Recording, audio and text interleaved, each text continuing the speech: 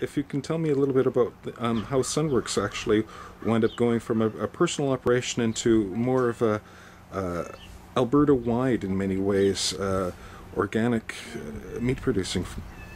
Well, once we started producing clean food for ourselves, people started asking for it, and we decided we also wanted to be self-sufficient on the farm, and so we started raising a few birds and selling them at the farmer's market, and meeting people who also had health issues, and it started to grow from there. We met more and more people, and the demand started to grow.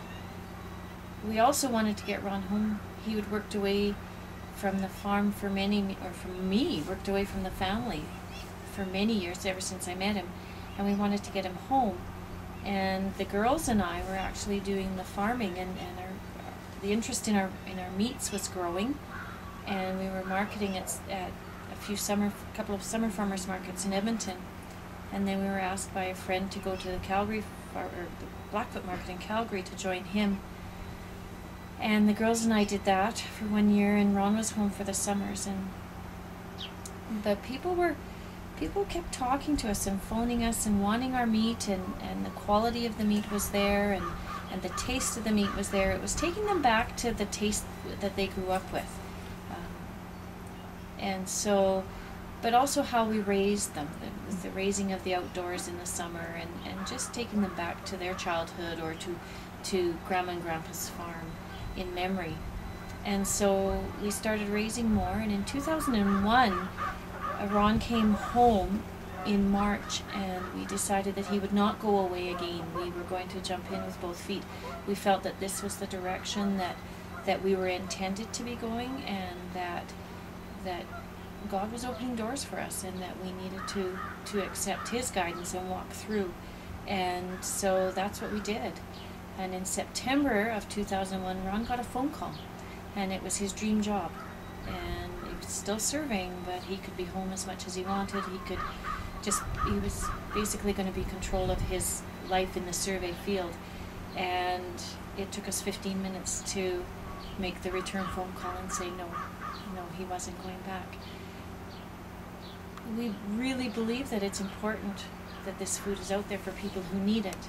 And so we just started growing and going into markets and just talking with people and building relationships and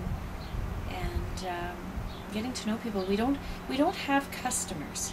We have friends, and we have this extended family in Edmonton and Calgary that start out buying a chicken and end up sharing personal stories, and they've watched the children grow up, and now they're watching our 4 grandchildren grow up, and it's all about life. It's about living the life you're meant to live, but also living it healthily. And if you can nurture your body with your food, then that's what it's all about. Then you can carry on with the life you're meant to live.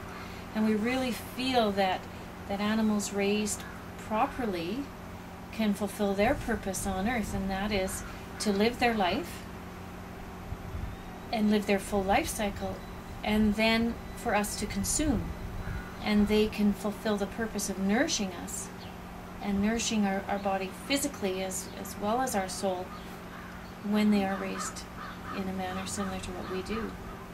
And yeah, we just keep growing and meeting people and creating a larger family and a larger community, and our farm day on this farm is just wonderful because it's just one big family of over 100 people getting together and sharing with each other. When was the first farm day? When did you first start putting that together? 2002, I think it was. 2002, 2003, yeah.